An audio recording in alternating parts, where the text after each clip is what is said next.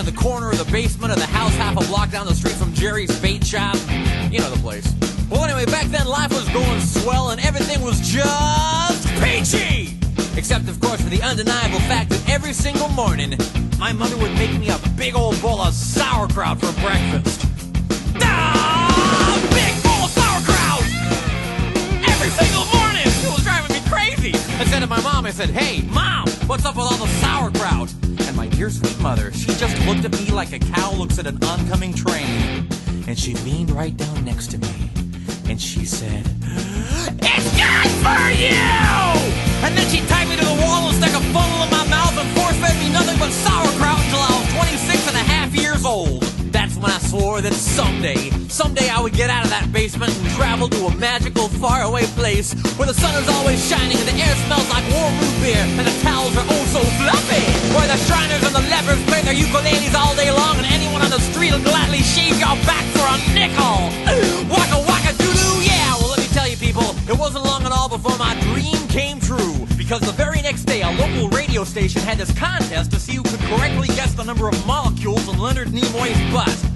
I was off by 3, but I still won the grand prize. That's right, a first-class one-way ticket to Albuquerque. Albuquerque. Oh, yeah. You know, I'd never been on a real airplane before, and I gotta tell you, it was really great. Except that I had to sit between 2 large Albanian women with excruciatingly severe body odor, and the little kid in back of me kept throwing up the whole time.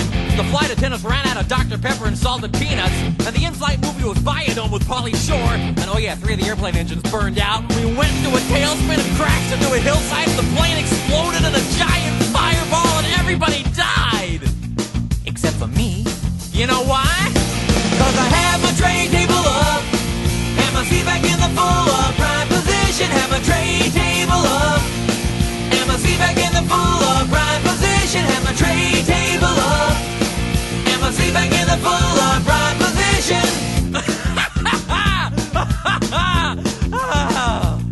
So I crawled from the twisted burning wreckage. I crawled on my hands and knees for 3 full days, dragging along my big leather suitcase and my Garmin bag and my tenor saxophone and my 12-pound bowling ball and my Lucky autographed glow-in-the-dark snorkel. But finally I arrived at the world-famous Albuquerque Holiday Inn where the towels are oh so fluffy and you can eat your soup right out of the ashtrays if you wanna. It's okay, they're clean. Well, I checked into my room and I turned down the AC and I turned on the Spectrovision and I'm just about to eat that little chocolate mint on my pillow that I love so very, very much when suddenly there's a knock on the door. Well, now who could that be? I say, who is it? No answer. Who is it? There's no answer. Who is it? They're not saying anything. So finally I go over and I open the door and just as I suspected, it's some big fat hermaphrodite with a flock of seagulls haircut and only 1 nostril. Oh man, I hate it when I'm right. So anyway, he burst into my room and he grabbed my lucky snorkel and I'm like, "Hey, you can't have that! That snorkel's been just like a snorkel to me!" And he's like, "Tough." And I'm like, "Give it!" And he's like, "Make me!" And I'm like, "Okay." So I grabbed his leg and he grabbed my esophagus and I bit off his ear and he chewed off my eyebrows and I took out his appendix and he gave me a colonic irrigation. Yes, indeed, you better believe it. And somehow in the middle of it all, the phone got knocked off the hook. And 20 seconds later, I heard a familiar voice. And you know what it said? I'll tell you what it said. It said, "If you'd like to make a call, please hang up and try again. If you need help, hang up and then dial your operator. If you'd like to make a call, please hang up and try again. If you need help, hang up and then dial your operator." In Albuquerque.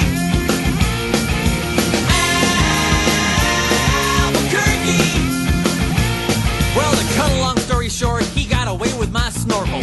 But I made a solemn vow right then and there that I would not rest. I would not sleep for an instant until the 1-nostriled man was brought to justice.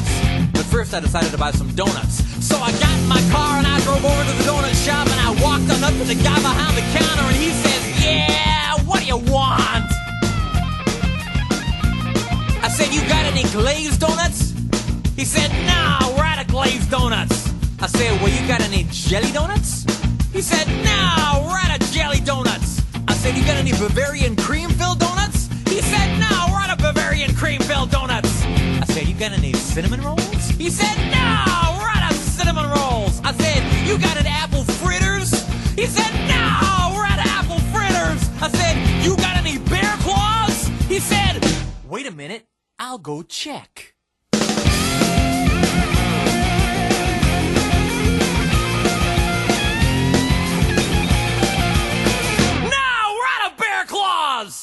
I said, well, in that case, what do you have? He says, all I got right now is this box of 12 starving, crazed weasels. I said, okay, I'll take that. So he hands me the box, and I open up the lid, and the weasels jump out, and they immediately latch onto my face and start biting me all over. Oh, man, they were just going nuts. They were tearing me apart. You know, I think it was just about that time that a little ditty started going through my head. I believe it went a little something like this. Oh, get him off me! Get him off me! Oh, get him off! Get him off! Oh, get him off me! I ran out into the street with these flesh-eating weasels all over my face, waving my arms all around and just running like a constipated wiener dog. And as luck would have it, that's exactly when I ran into the girl of my dreams. Her name was Zelda. She was a calligraphy enthusiast with a slight overbite and hair the color of strained peaches. I'll never forget the very first thing she said to me. She said, hey, you got weasels on your face. That's when I knew it was true love. We were inseparable after that. Oh, we ate together, we bathed together, we even shared the same piece of mint-flavored dental floss. The world was our burrito. So we got married and we bought us a house and had 2 beautiful children, Nathaniel and Superfly. Oh, we were so very, very, very happy. Oh, yeah. But then one fateful night, Zelda said to me, she said, Sweetie Pumpkin, do you want to join the Columbia Record Club? I said, whoa! Hold on now, baby! I'm just not ready for that kind of a commitment! So we broke up and I never saw her again, but that's just the way things go. In Albuquerque,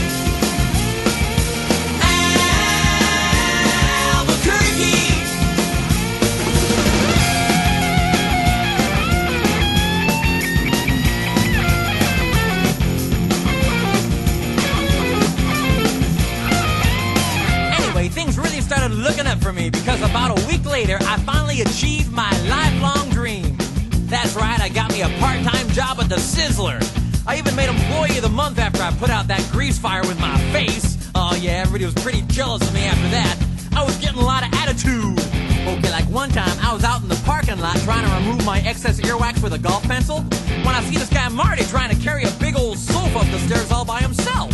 So I say to him, I say, hey, you want me to help you with that? And Marty, he just rolls his eyes and goes, no, I want you to cut off my arms and legs with a chainsaw.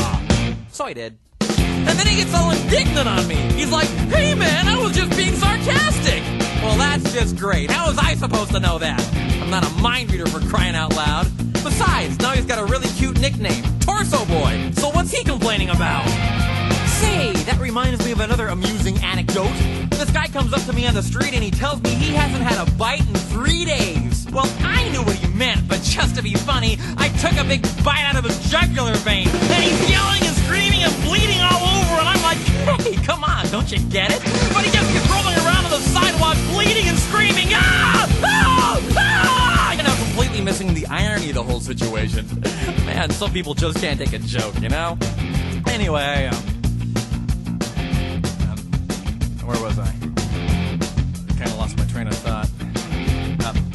Okay, anyway, I know it's kind of a roundabout way of saying it, but I guess the whole point I'm trying to make here is I hate sauerkraut! That's all I'm really trying to say.